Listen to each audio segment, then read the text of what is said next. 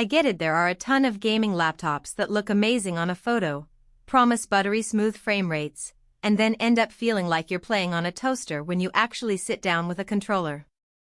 You've probably already read a handful of headlines about RTX 4050 power and Ryzen 7 speed, and you're wondering if any of that translates into a laptop you can actually take to class, use for a Zoom call, and still run Cyberpunk at 1080p without the fans screaming. If you're on the fence, keep listening because this walkthrough is meant to save you from a costly misstep. Link is in the description if you want to check the product details on Amazon. First off, let's talk about the everyday setup you'll have with a 15.6-inch machine that claims a 144Hz panel. In a typical dorm room or small apartment, you're not going to mount a massive monitor, so the laptop's own screen becomes the primary visual.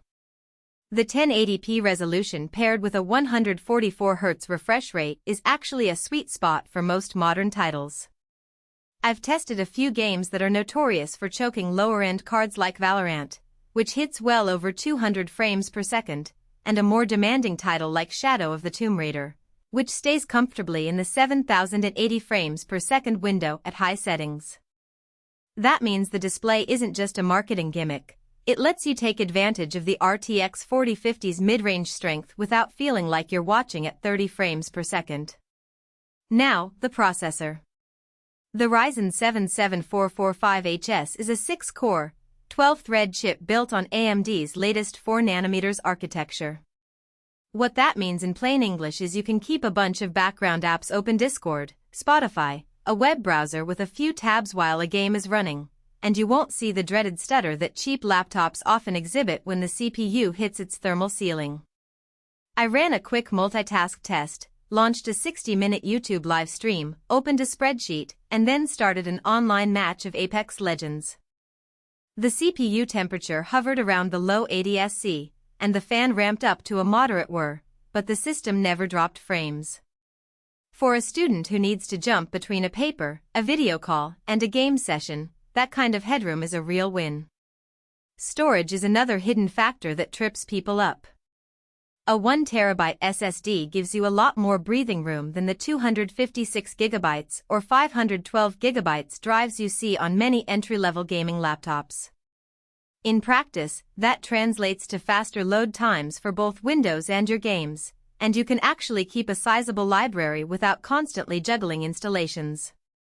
I copied a few large indie titles, Hades, Celeste, and the full install of Red Dead Redemption 2 onto the drive and watched the load screens settle in under 10 seconds, which feels snappy compared to the half-minute waits you see on older SATA drives. The backlit keyboard is worth a brief mention because it's not just about aesthetics. The key travel is shallow but consistent, and the lighting offers 3 zones you can set to different colors. For late-night gaming sessions in a dim dorm, you'll appreciate that the WASD cluster can be highlighted in a bright hue while the rest stays muted. It's a small detail, but it does improve usability when you're trying to keep your eyes on the screen and not on the keys. Connectivity is where the practical trade-offs start to appear. The laptop ships with Wi-Fi 6, which is great if you have a modern router. Your ping will stay low and you'll get the full bandwidth of a fast campus network. However, the port selection is a bit lean. You get a single USB-C 3.2 Gen 2, 2 USB-A 3.2 ports, an HDMI 2.1, and a headphone/mic combo. If you're used to plugging in an external mouse, a capture card, and maybe a USB-C dock all at once, you'll need a hub. That's not a deal breaker, but it does add an extra piece of gear to carry around. Battery life is where many gaming laptops stumble, and the Victus is no exception.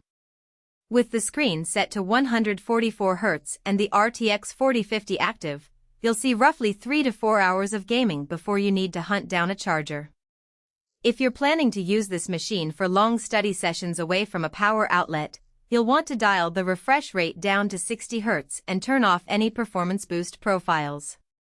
In that mode, you can stretch a typical workday to around 6 hours, which is decent for a laptop that's not primarily a productivity machine. So, who should actually buy this HP Victus? If you're a college student or a young professional who wants a single device that can handle both work and play without looking like a desktop replacement, this laptop lands squarely in that sweet spot. The combination of a mid-range GPU, a capable CPU, and a large SSD means you can edit a video project, join a Teams call, and then jump into a 1080p sports title without swapping machines. It also fits into a budget that's lower than the high-end gaming rigs but still offers a